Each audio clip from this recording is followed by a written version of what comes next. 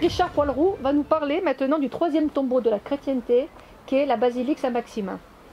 Oui, c'est exact. Dans la crypte de la basilique Saint-Maximin se trouve bien le troisième tombeau de la chrétienté, le troisième après celui de Saint-Pierre et celui de Jésus à Jérusalem. C'est le troisième tombeau.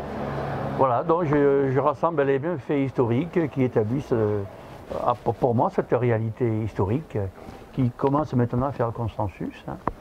Voilà, donc c'est à peu près les 300 premières pages de mon bouquin. Et ensuite, vous avez dit que c'était peu connu. Peu connu pourquoi parce qu'il y a eu dès le XVIIe siècle un complot, carrément un complot qui a été monté par les jansénistes pour galvauder cette réalité. Voilà, que dire. C'est plus qu'un roman, c'est carrément une... Oui, dans ce roman, je reprends les bienfaits historiques qui établissent, à mon avis, la réalité de la présence de ce tombeau Saint-Maximin. Et ensuite, j'évoque justement ce complot janséniste, pour dire les mots, dont a souffert la notoriété, disons, de la tradition provençale. La tradition provençale ou bien la figure même de Marie-Madeleine? Je pense que c'est lié, c'est parce que ça devait gêner les courants de l'Église rigoristes, le fait que Marie-Madeleine soit portée au même niveau que la Vierge Marie, pratiquement, au Moyen-Âge, a gêné beaucoup. Parce que pour eux, c'était pas quelque chose qui était édifiant pour la jeunesse. Le fait, si on résume avec un esprit un peu rigoriste les faits, Marie-Madeleine, la tâcheresse, qui n'était pas prostituée, parce qu'elle était très riche, mais devait mener une vie plutôt libre, une femme libérée, en fait, devient la meilleure amie du Christ. Elle est pardonnée de tous ses péchés, entre guillemets, tout simplement parce qu'elle verse une livre de nard, coûtant 300 deniers, c'est-à-dire le salaire annuel d'un ouvrier de l'époque. Et tout ça, on peut le reconstituer quand on lit les évangiles, au pied du Christ. Mais en fait, je pense qu'il y a beaucoup plus que... C'était en tout cas la vision dite de Judas dans cet acte-là, qui reflétait beaucoup de choses. Voilà, que vous dire. En tout cas, c'est très intéressant, cette histoire de complot janséniste.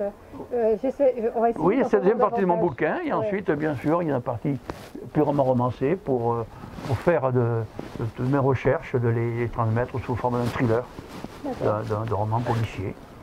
Mais là aussi basé quand même sur des faits réels, même la partie romancée est basée sur des faits réels. Normalement, il porte sur les ordres templistes, sur les dérives des ordres templistes. Alors il y a un lien avec Marie-Madeleine dedans. Vous savez que Marie-Madeleine était la sainte patronne des croisés. Voilà. Et elle est dans la prière, dans le serment des Templiers. Il y avait notamment dans les premières phrases, il y avait une fidélité vouée à la maison de Béthanie. La maison de Béthanie, c'est quoi? C'est en fait eh bien, la famille de Marthe, de Marie-Madeleine et de Lazare. Les trois étant arrivés à Marseille. Saint-Lazare l'a ressuscité après avoir été évêque de Chypre. Il deviendra évêque viendra plus tard. Et ses sœurs l'ayant précédé en Provence.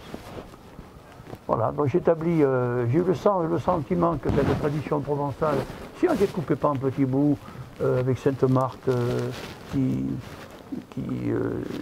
subjugue la Tarasque, qui dompte la Tarasque à Tarascon, Marie-Madeleine à la Sainte-Baume, Saint-Lazare à Marseille. Si on ne divise pas cette tradition, elle devient cohérente. Elle devient elle a une certaine vraisemblance, une certaine cohérence. Et là, bien sûr, j'ai refait, je me suis penché sur ce qu'il y avait à l'époque, dans le contexte historique de l'époque. Et encore une fois,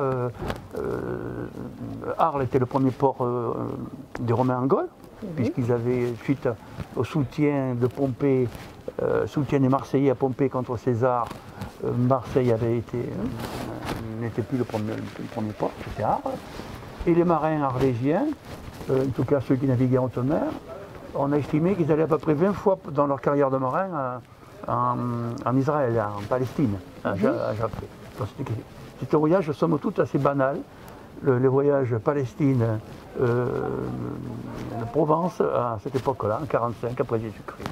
Bon ben, merci Richard et bonne continuation. Eh bien, merci.